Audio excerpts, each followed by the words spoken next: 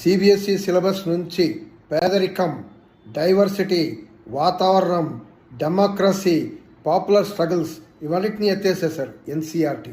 అంటే ఇది కోవిడ్ టైంలోనే టెంపరీ అని అన్నారు డిలీషన్. ఏంటంటే పిల్లలకి ఇది భారం అయిపోతుందంట చదువు అని చెప్పారు. ఈరోజు అది పర్మనెంట్గా ఎత్తేసామని చెప్పారు. అంటే పిల్లలకి ఇది భారం, పిల్లలకి ఇది చెప్పరు. ఇక పేదరికం ఎట్లా ఉంది, పేదరిక నిర్మూలన, పేదరికం ఎదుర్కొంటున్న సమస్యలు, ప్రజలు పేదరికంలో ఉన్నారా అంటే ఈరోజు పేదరికం లేనమాట. అడాని ఓ ఆర్డినరీ పేదరిగా అందరూ సమానంగా తయారయ్యారు.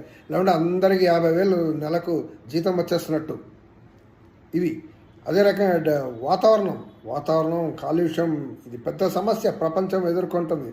వాతావరణం దాన్ని ఎట్లా ఎదుర్కోవాలి, మనం ఎట్లా ఫేస్ చేయాలి, మనం ఎలా సాల్వ్ చేయాలి, ప్లాస్టిక్స్ ఏంటి, ఇవి ఏంటి, అసలు వాతావరణం నాలెడ్జ్ అనేది పిల్లలు తెలియాలి. అది కూడా ఎత్తేసేసారు.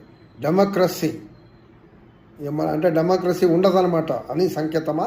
డెమోక్రసీ మీద challenges and democracy and challenges to democracy subject కూడా తీసేశారు. పాపులర్ స్ట్రగుల్స్ అండ్ మూమెంట్స్ కూడా ఉండేది సిలబస్లో. అలా పాత రోజుల్లో ఏమేమి జరిగింది, ఏమేమి మూమెంట్ అని ఉండేది. ఇవన్నీ కూడా తీసేశారు. అంటే ఇవన్నీ తెలియొద్దు, అంటే బ్లాంక్గా వచ్చేయాలి. సిబిఎస్ఈలో పనిచేసే ఈ చదివే పిల్లలు బ్లాంక్ ఉండాలి. వాళ్ళకి జనరల్ నాలెడ్జ్ అస్సలు ఉండదు. వాళ్ళంతా బ్లైండ్ ఫెయిత్లో మునిగిపోవాలి అనే ఇది కనపడుతుంది.